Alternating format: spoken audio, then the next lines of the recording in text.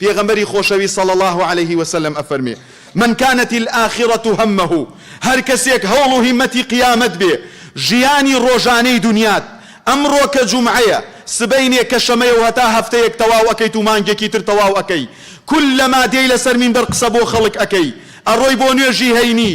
سەردانی خزم ئەەکەی لەناو مەجلیسا قسەی خێر ئەەکەی ئەڕۆی پارە پەیا ئەەکەی خێر و سەدەقە ئەەکەی ئەبێ بیبەستیتەوە بەو تەوحید و یەک خواپەرستێ بزا ئەگونجێ لەگەڵیا ئەگەر نەگونجا ئەو کاتە تۆ لەو کەسانەنیت کە پێغەمبەر صلى الله عليه وسلم ئەفەرمێ من كانت الآخرة همه هەر کەسێ هەوڵ و هیمەتی ئەو شوێنە بێ چاوەڕێی ئەوە بکا بڵێ وقالوا الحمد لله الذي صدقنا وعده بۆ ئەو ڕۆژە خۆی دانابێ چاوەڕێی ئەم کەلیمانە بکا و لە دەمێەوە دەرچێ بڵێ خوایە سوپاس بۆ تو کە بەڵێنەکەت ڕاست بوو لەگەڵما ئەو هەموو چەرمە سەریەی دنیا لێرە بەم بەهەشتە نەبراوەیە بوو بۆیە عەزیزەکانم ئەفەرمێ جعل الله غناه في قلبه خوای گەورە دەوڵەمەندی پێ ئەبەخشێ لە دڵیا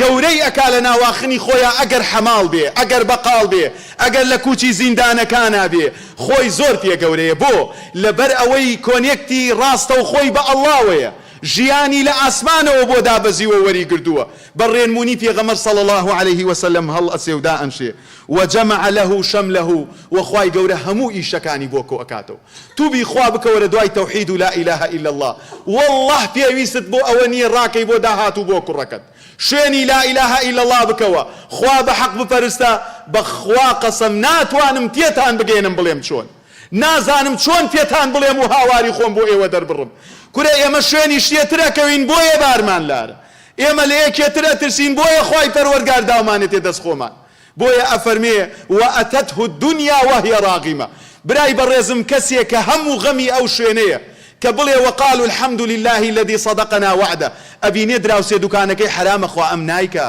ئەڵێ 10,000 حەڵاڵ زۆر لە گەڵایەکی تو باشترە کاتێ ئەبینێ خەڵکی لەسەر باتڵە ئەڵێ بخۆن و بخۆنەوە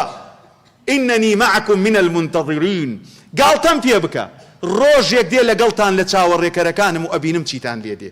ئەوەیە ئیمان و تەواوەتی ئەوەیە ئینسانی ڕاستگۆ لەگەڵ بیر و باوەڕەکەی خۆیان عەزیزەکەم بۆیە خوای پەروەردگار بە پێغەمبەر صلى الله عليه وسلم ئەفەرمێت وأتت فاعلم أنه لا إله إلا الله واستغفر لذنبك بكي أفرمي برام لصورة محمد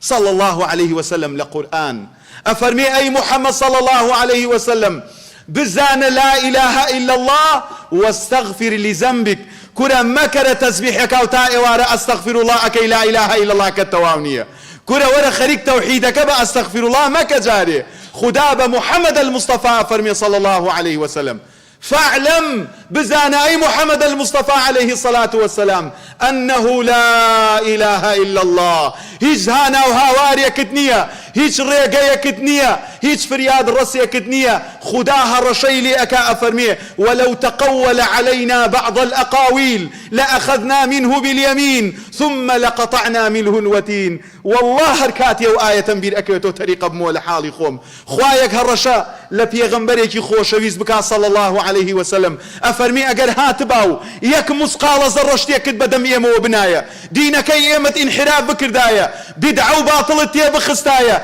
لأخذنا منه باليمين ثم لقطعنا منه الوتين بدسي الراس مان أمان قرتي وشاد ماري ملتمان أبد سران وكسي جني أتواني دفاع لي بكا أو مقامي أو بي لها الرشاكردن للا ينخواوا قرب سر ما مستايكي آيني وتويكي مسلمان بكيفي خود بناو أو إسلام بكيو تاخان وداخاني بكي بو أو جياني كي كمي دنيات بنصيب بيه